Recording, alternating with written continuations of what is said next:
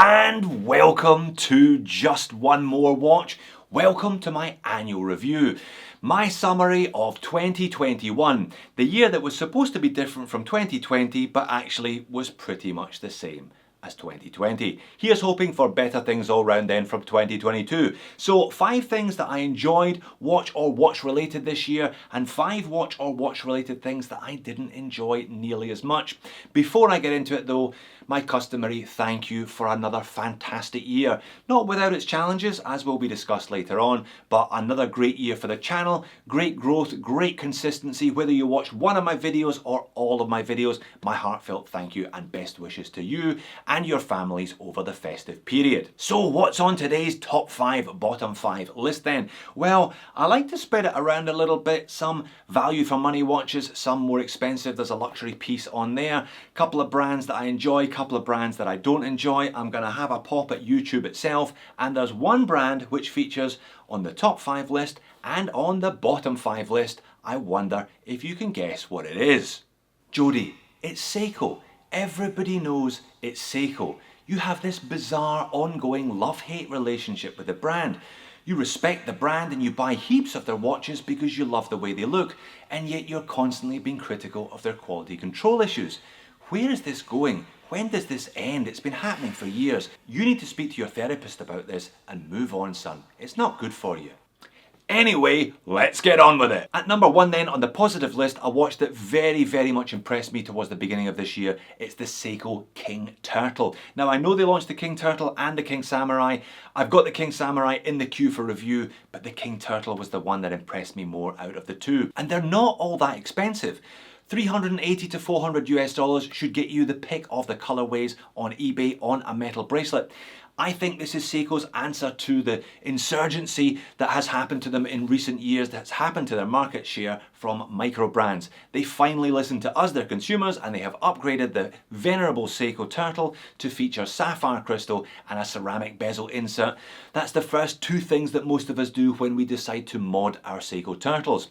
It's still a cracking looking big watch, this one. Now it is big, it's about 44mm in diameter, perhaps a little bit too big for me personally, with 22mm lug width as well. But because it's a Seiko, it still wears fantastically, so don't necessarily be intimidated by that big diameter dimension. The 4R36 hacking and hand winding movement is a cracker, and I really like what they've done to the dial. I love that cross hatching, applied Seiko logo, and I for one don't mind the candy bar Cyclops over the day date complication at 3. I know that's a bit controversial, but I think it quite works. I think it adds another little bit of visual interest to the watch overall. It's not perfect, it still has a cheap press class. The bracelet overall isn't the best, but definitely a contender for less than $500 if you want that big brand cachet, but you want the specs that micros have been giving us now for years. Moving on, at number 2, it's one of the 2 big hitting luxury watches that I reviewed this year. I had a look at the Omega Seamaster, I also had a look at the Tudor Pelagos, and the Pelagos is the one that would have my money. Big shout out to subscriber again Mikey for loaning me this one. There's something really sinister about the Pelagos, I think. It's made of titanium, so it has that dull grey glow, and the stark white on black of the dial, the hands and the indices really resonated with me. It also has Tudor's fantastic in-house movement with 70-hour power reserve, and I think a reasonable price tag of about $4.5 grand. Best thing about a Pelagos is you can actually walk into a Tudor AD and buy one today. Assuming you've actually got $4.5 grand in your pocket, that is. Not perfect by any stretch though. I thought that clasp on the bracelet was just an overindulgence, an exercise in over-design. It didn't really work for me aesthetically. It didn't work on my wrist either. One easy way to avoid that though is with the new Marine Nationale special edition that was buzzing around YouTube a couple of weeks ago. I happen to know a man, his name is Mr. X, he just bought one. You can expect to see a review of that on the channel coming in a couple of weeks. At number 3, it is the Steinhardt Steve McQueen, or at least that's what I'm calling it. You all know the watch that it is based upon. It's based upon a vintage Rolex Explorer 2.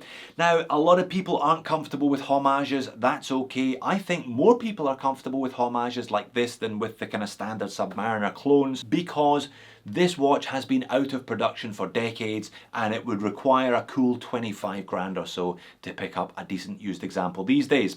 Not so much the Steinhardt. $630 is the going rate from No One watches. They do dip in and out of stock though, because this is a particularly popular model, and it's easy to understand why. It ticks so many boxes for that money. It's well manufactured, it looks great, it's a Swiss-made automatic GMT with date complication featuring an ETA movement for less than $650 US. If you're okay with the homage thing, there is so much to like here and really not an awful lot to dislike. Now the footage you've been looking at up till this point is of the 42mm. 42mm does wear quite big, quite flat, and it does have quite long lugs. However, there is also a 39mm. This is the 39mm. This is how it looks on me. I think it wears beautifully. I'd be going for the smaller version rather than the bigger version.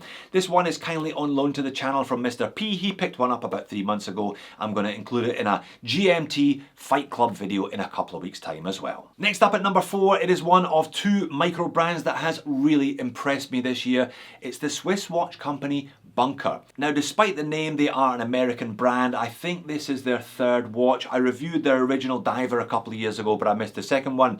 I reviewed this one mid-year. On the face of it, it's a common or garden field watch. They are not reinventing the wheel by any stretch here. The design is pretty tame. It is pretty conservative overall. What I like about this one though is the effort that has gone into the manufacturing.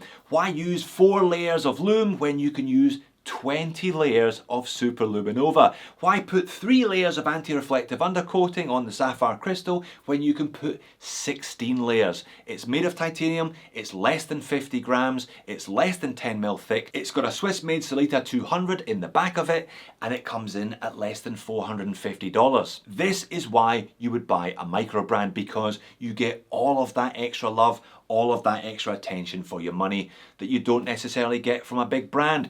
It's not perfect though. I think that the logo is not great. They use 2 and I don't like either of them. I reckon that badly needs a refresh and an update, but it doesn't matter what I think because these things sold out very, very quickly indeed. And finally at number 5, it is a watch and watch brand that I am really excited to see emerge on the market in 2021.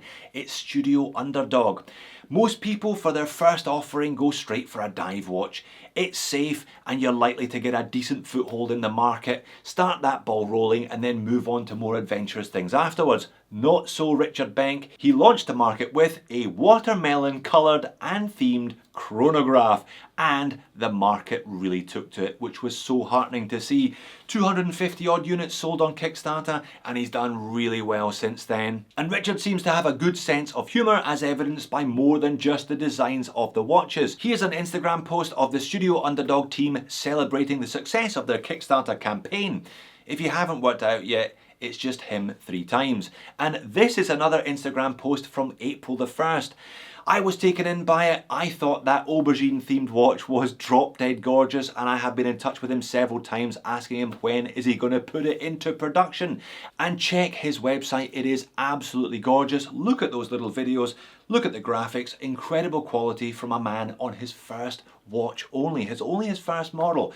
That website puts a lot of expensive Swiss watch brand websites to shame. And I even forgive him for not mentioning me in the reviewer section down the bottom. Richard and his brand have been a breath of fresh air in this community in 2021. I'm so happy he took the risk. I'm so happy he was rewarded for taking that risk, and I cannot wait to see what that quirky mind of his comes up with next year. Alright, that's quite enough love and adulation. It's time to dish the dirt. 5 watches or watch related things that did not impress me nearly as much over the course of the last 12 months, starting with... hang on, what was it? Let me check my notes. Oh yeah, starting with my channel getting deleted. Yes indeed, in early July this year I got a 4-line email from YouTube saying that my channel had been terminated, no correspondence would be entered into, and it was signed off as YouTube team. I didn't even have a name or an email address of somebody I could speak to about it. Thankfully, it was reinstated again within 12 hours, but my goodness, that wasn't a particularly enjoyable day, let me assure you. Now, obviously, I made a video telling you about what happened. I'll leave a link to that one up there in the top corner of the screen. I was overwhelmed by support, a groundswell of support from the YouTube watch community, the online watch community, the watch community in general. So many content creators, so many subscribers either emailed me or sent me Instagram messages, and my channel got reinstated within 12 hours. Now, I don't necessarily hate YouTube for that. I don't necessarily blame them for that. They have millions upon millions of content creators to manage and probably about 4 staff members to do it. So I'm sure I landed on somebody's desk. They had a look at it and went, oh yeah, delete, move on to the next one. Oh yeah, delete, move on to the next one. Thankfully, all of you helped me and you got me back online again. It happened elsewhere and I've been able to help other fellow watch YouTubers, and I've seen it happen elsewhere in other areas of the YouTube sphere. It's not fantastic, but you know, it's going to happen that way with a massive, massive company which doesn't have many staff. Now, at the time, I thought there was some kind of high-level conspiracy. There was talk of the Swatch Group getting fake versus real videos removed, and I had made one of them. I was also talk of Rolex doing it, and I had made one of them as well. But I've changed my mind since then. I don't think it was the work of a big watch brand. I think it was the work of a troll instead. And if you are watching, if you are that troll that got my channel deleted, I've got something to say to you. Thank you. Thank you very much indeed. Seriously, thank you very much. They say there's no such thing as bad publicity, and my stock within the online watch community has never been higher than it was for the 2 weeks after my channel got deleted and reinstated. I made about 3,000 subscribers almost overnight, and July 2021, I still have the most views that month compared to any other month on this channel over the last 4.5 years that I've been running it. Plus, I now have a YouTube channel partner manager, a name, a face, somebody I know at YouTube who assures me that this will never happen again. So troll, I don't know what you thought you were going to achieve, but you ended up achieving the exact opposite. So thank you very much. Next up, one of the least pleasant elements that has emerged within the watch community over the course of 2021 is scamming. These parasitic arseholes have been all over the place this year, not just my channel. Pretty much everybody else who has run a giveaway this year has had these scammers claiming, hey, you've won the prize, WhatsApp here for more information. It started on my channel anyway in the middle of the year in late July when I did the $3,500 Oris giveaway. That one required people to follow me on Instagram, and these various Instagram scam accounts popped up impersonating me and asking people for money. I then did a Signum giveaway a couple of months ago and they appeared on YouTube, and the Christmas giveaway that I did 2 weeks ago was really, really bad. This is the type of comment that I'm sure many of you received. Congratulations, you are one of our shortlisted winners. Please contact the WhatsApp above. Various spelling mistakes, typos and dodgy accents all over the place. Now, I assume that about 95% of you worked out quite quickly that I was a scammer. That's not how I communicate with people. It's not what I said I was going to do when I was running the competition. But I understand that for a lot of people, when somebody says, hey, you're the winner, there's a level of excitement that can carry over and end up getting scammed. Many of you were good enough to send me an email with the conversations you had had with these scammers. Here is one from a subscriber called John who did indeed contact the scammer via WhatsApp.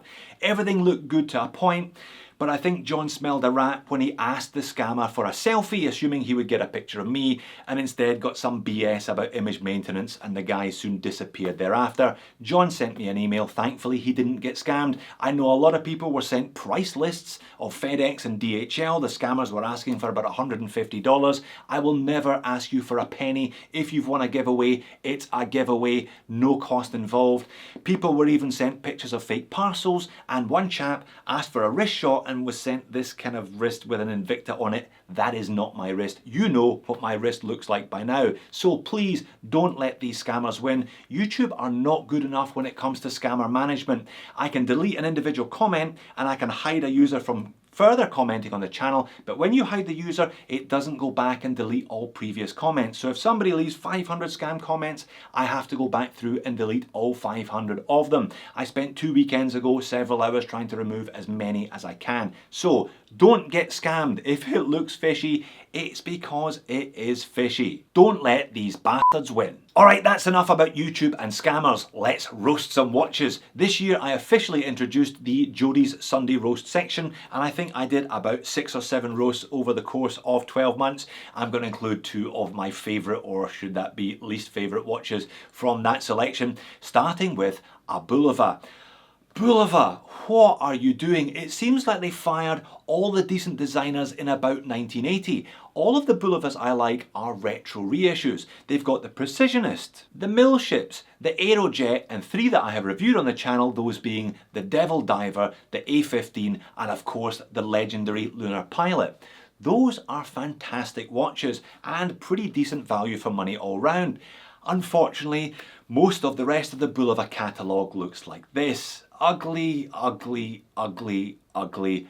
And that one, that is the one that I roasted this year. A giant carbuncle of a watch at 46mm. Now, I've got nothing against big watches. I know if you're a big guy, a big watch makes total sense. But this one was grossly over-designed, as a lot of Bulovas tend to be. The loom on it was absolutely pathetic given the size of the watch. And depending on where the hands were on the dial, they were so indistinct you could barely tell the time. Plus, that thing had mineral crystal. Such a shame, because the movements in these, the Precisionist high accuracy, high frequency quartz, are gorgeous. Most of the watches Bulova choose to install them into are anything but gorgeous. Next up, it's the reissue of a watch design from the 1970s. Now, the 70s were an interesting period, shall we say, in terms of design. If you look at the world of cars, for example, for every Miura, there was a Marina. For every 928, there was a TR7, and so it is with watches. And that's okay, we can pick and choose which vintage watches we buy. Companies therefore can also pick and choose which watches they release from their back catalogue. And Orient decided to re-release the horological equivalent of Liberace's piano when they relaunched the Orient Super King Diver. Oh-hoo! Look at that thing. It looks like it belongs in another decade. It looks like it should have stayed in that decade. This thing is awkward and ugly from just about every single angle. Note the asymmetry of the case. Note the cheap press clasp and the cheap rolled link bracelet that removes hairs with every application. Note the 3 different colorways, each of them uglier than the last. And the kicker with this one is, it's more expensive than the better spec, far more capable and far more wearable Orient Komatsu. No, thank you very much. That watch was on loan to me from a subscriber, and I savaged it so badly that I bought it often. It's still lurking in a cupboard somewhere. I'm going to give it away next year to one of you lucky punters. Alright, so as intimated in the intro, I started with Seiko. I'm now going to finish with Seiko, and I'm going to have a right go once more at their dreadful quality control. I properly spat the dummy with Seiko in July this year when I made this video saying I was going to review no more Seiko. Obviously there was a get out clause there. I've continued to review Seikos under $1,000, but I just do not trust their premium examples. And it was this Jeffrey's Sharp Edge GMT that pushed me right over the edge. This watch retails here in Australia for 2,150 Aussie dollars. Check that misalignment. That is a disgrace for over $2,000. I worked out that I have reviewed 7 Seiko watches, all retailing for well over $1,000 in the preceding 15 to 18 month period. 2 of them were good, 4 of them were rotten. I'll leave a link up there if you want to check out that video. Have a look at it, there's much more detail in there. Willards with misaligned bezels. My own SPB 185 that I paid over $1,000 for had a misaligned bezel. That's like buying a car with a squint steering wheel. Sure, you can drive it, but it's going to annoy you every time you sit behind the wheel. I'm not a big fan of the 6R35 movement either. Several of the versions that I've reviewed were running just about within tolerances, fairly generous tolerances at that, and there was far too much snow on the time graphers of far too many of those movements. Seiko have pushed up their prices mercilessly over the last 3 or 4 years. Their quality control has not increased at the same rate, that is certain. Now obviously this is just me, this is just my opinion. If you want to still buy Seikos for over $1,000, then go ahead, but don't buy them online. Go into a boutique, go into an AD, physically inspect the watch that you intend to purchase, make sure you're happy with the quality control before you leave the shop. That's pretty sad, isn't it? Sad that a brand like Seiko, I have to make such a recommendation but I feel that I do. So there you have it, another year run and won then. If you like this top 5, bottom 5 style content, why not check out the equivalent installment from 2020 and 2019. Once again, thank you very much, have a great holiday, I'll see you all soon.